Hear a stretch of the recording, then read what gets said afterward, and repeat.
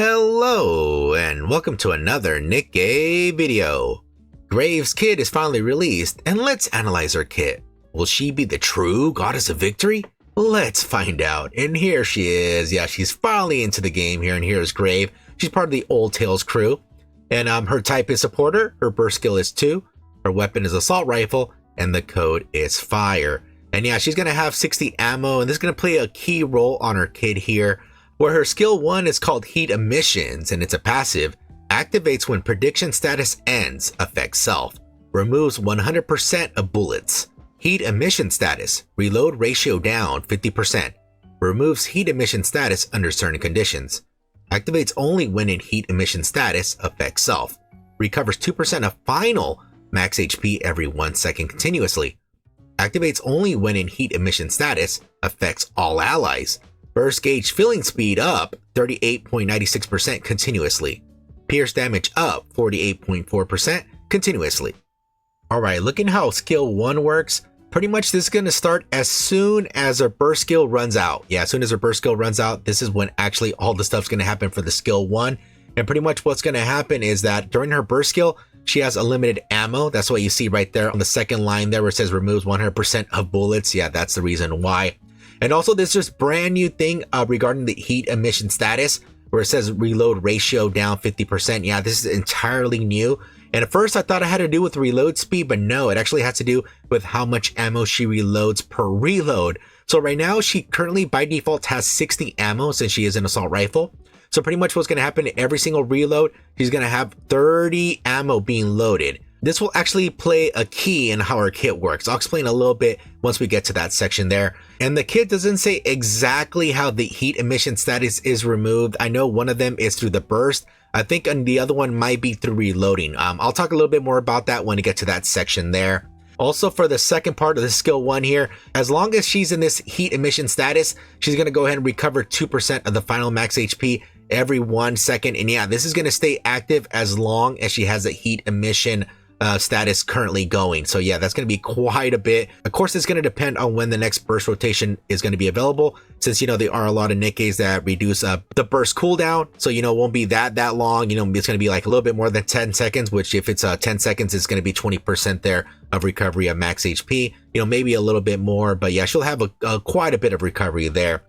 And also for the third part right here, so as long as she's in that heat emission status, yeah, she's going to give all of her allies some huge buffs here, which pretty much one of them is the burst gauge filling speed. So yeah, it's going to affect all allies. So yeah, there's a lot of Nikkes in the game that actually have pretty fast burst fill up speeds. And yeah, so with this 38.96%, this is going to constantly be happening as long as she's in that status. So yeah, it's going to be very, very fast burst gauge fill ups there. Of course, you have to have the cooldown reduction to take advantage of those very, very fast fill ups. And also as well with the pierce damage too, there are a good amount of Nikkes that actually would benefit greatly from the pierce damage. For example, there's going to be Alice, Red Hood. I mean, there's even Naga when she bursts. There's even Nihilistor as well. But also please keep in mind for the pierce damage itself, if the unit does not have the pierce effect enabled. Yeah, for example, there's some units that just have it constantly enabled. Like for example, Red Hood. There's also other Nikkes where they have to be a certain condition. For example, Alice needs to have a certain amount of HP in order for her to have the pierce effect enabled.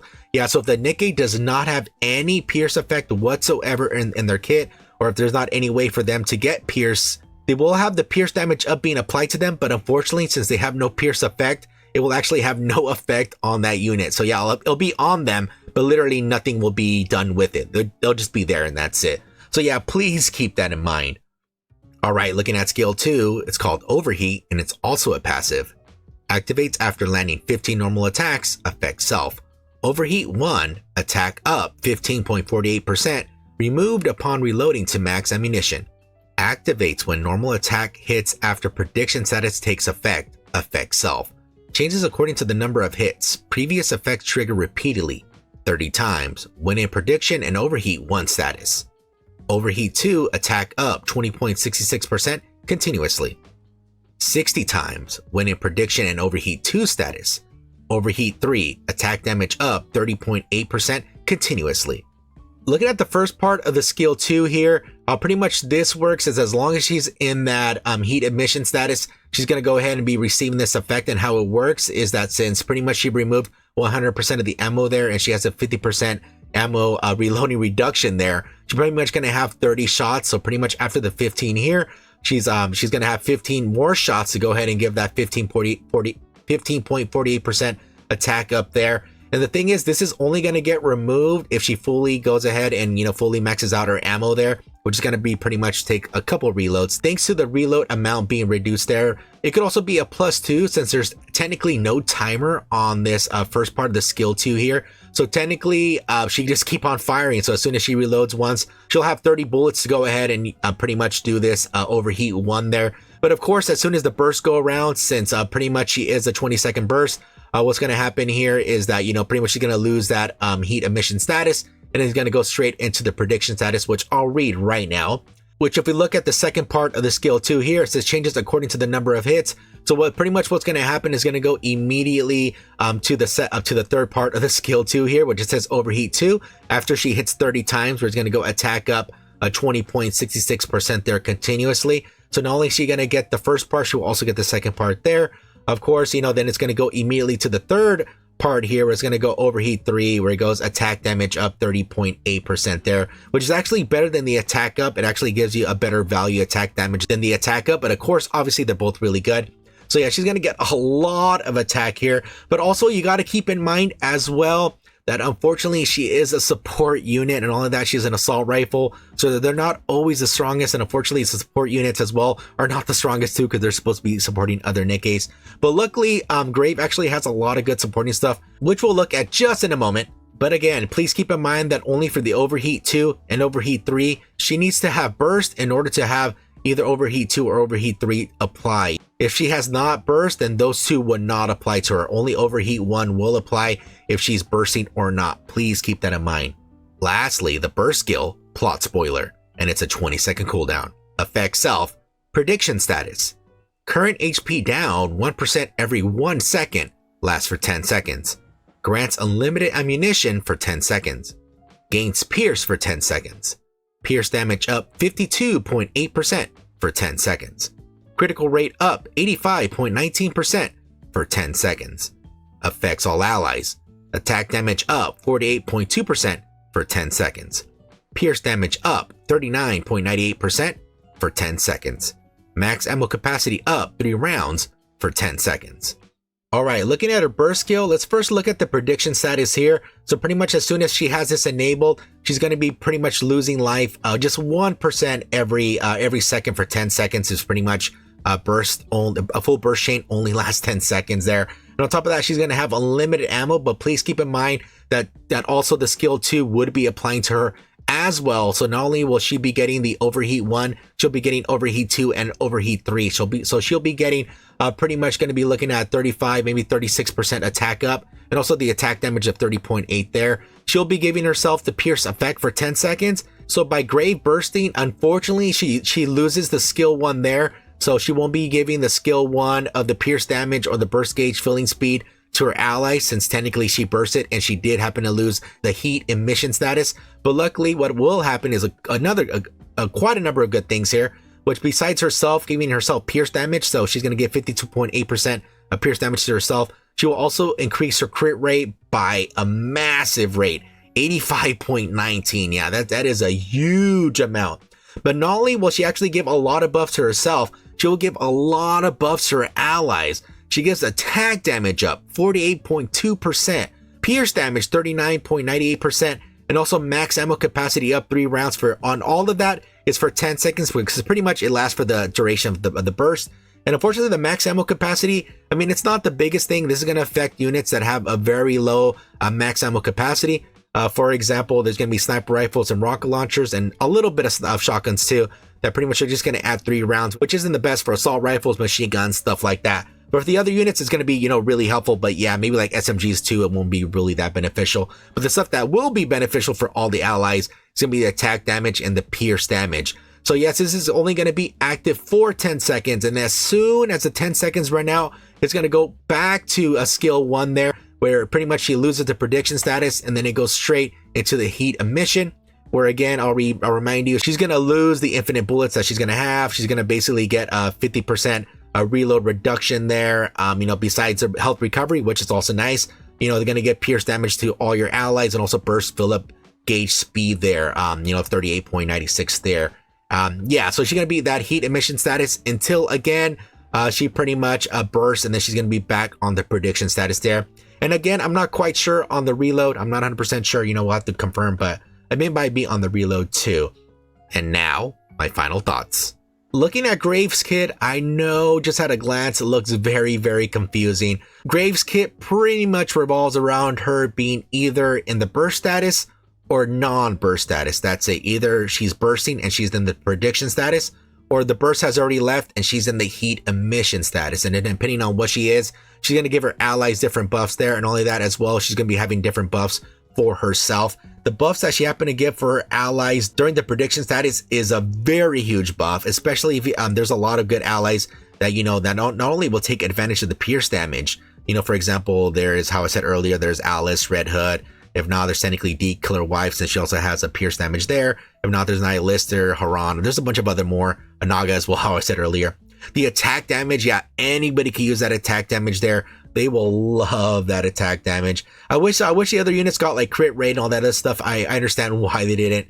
But also as well, keep in mind that the pierce damage will only be helpful for the people that actually have pierce effect enabled. If they do not have pierce effect, unfortunately the pierce damage will do nothing. But luckily everybody will be able to use the attack damage there. She does happen to have this unique mechanic to her kit. Again, it's the reload ratio. No other Nikke has this in the game. And yeah, I'll mention it again. I thought it was actually reload speed, but I'm pretty sure it's actually how much she reloads. And again, by default, she has a 60 ammo. So she's going to be pretty much reduced to 30. Obviously, you could go ahead and put like more ammo on her, you know, overloaded gear, Nikkes themselves are not cubes pretty much, you know, which will actually give her more ammo. But of course, you know, this heat emission status is going to reduce that amount by whatever, you know, ammo you have. Let's say you have 120, it's pretty much going to reduce it to 60 with the heat emission there.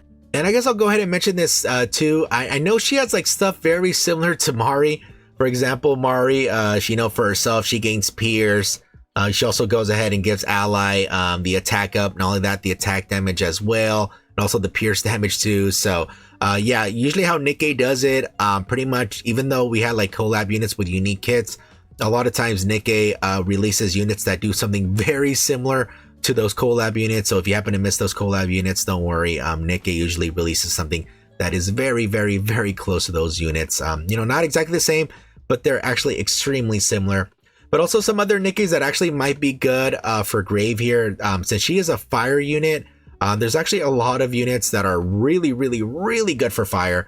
For example, there's going to be Modernia, Alice. If not, I mean, there's a lot of collab units again. There's like 2BA2, Ray, Asuka, you know, D, Killer Wife, obviously. Yeah, there's a lot of good ones. I know with the collab units themselves, you know, they have a lot of abilities where, like, for example, for Asuka, you know, she has the ability that affects all fire-coded allies, which, you know, she pretty much gives buffs specifically to fire-coded allies there. Not only that, also as well, Ray pretty much has the exact same thing too, where she gives attack up to other people too. So, but if not, I think she would actually work really, really well with other teams too.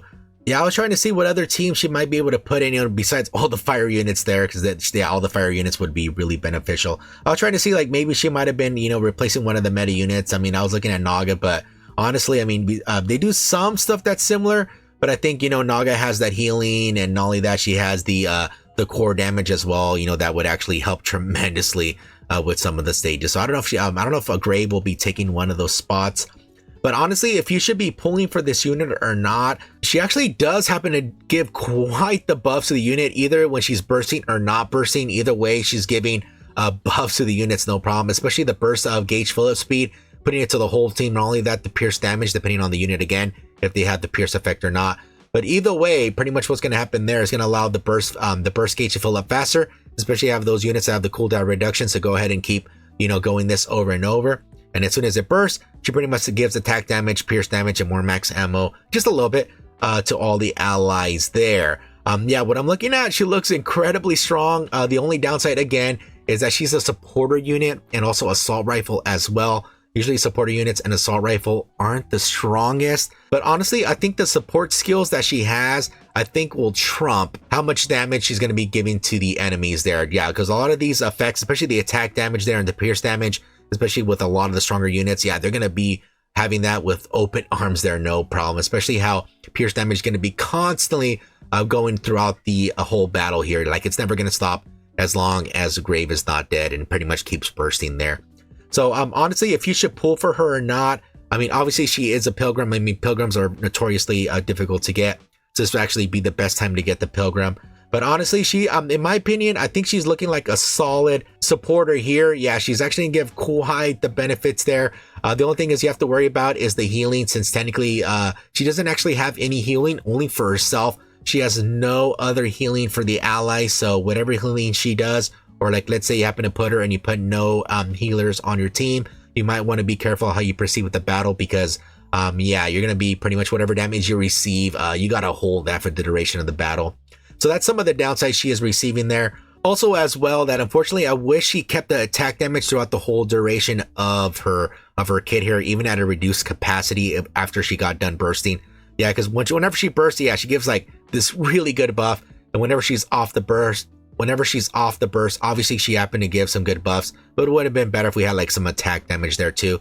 Not only that, she actually gives herself a lot of other attack, but again, unfortunately, she's just a supporter. But hopefully a lot of this other buff she happens to, you know, put herself there, you know, besides giving a lot of attack damage, she gives herself you know, critical rate, pierce damage, pierced itself, and all this other stuff too. But I think she's going to be a strong supporter. Yeah, so I don't know if she's going to replace any of like the ones that are currently used, but I could definitely see her you know, go ahead and be put on future teams. Yeah, she seems like a really strong supporter. But again, I wish she had more of that attack damage sprinkled all throughout her kit and not just her burst. But yeah, I'm pretty sure she's going to be a strong supporter, depending on how the whole team is set up there. And yeah, that's pretty much it. I mean, I'm glad that she is finally out of NPC jail. And also, I am glad they actually changed her design here. Yeah, I actually didn't like her default design. Yeah, I thought her pants and her shoes were horrendous. And I'm glad she looks super badass now. Yeah, she looks super cool. And I cannot wait to use her. And if you happen to pull, I wish you the best of luck. We're going to get a lot of pulls during this event. Only that we get like about 21 free pulls per banner. So you have pretty much 21 free tries there. But please keep in mind that you do not get any golden tickets for doing those free pulls. But luckily you do happen to get a chance to get an SSR there. And if not, I would like to actually hear your thoughts. You're actually in a pull for this unit. And how do you think she does in a supporter role here? I mean, I would love to hear your thoughts. And that's pretty much it. Hopefully you enjoyed the video. And if you did, please give me a like and a sub. I would really appreciate it. Alright, I'm Scrublord, and I'll see you in the next video.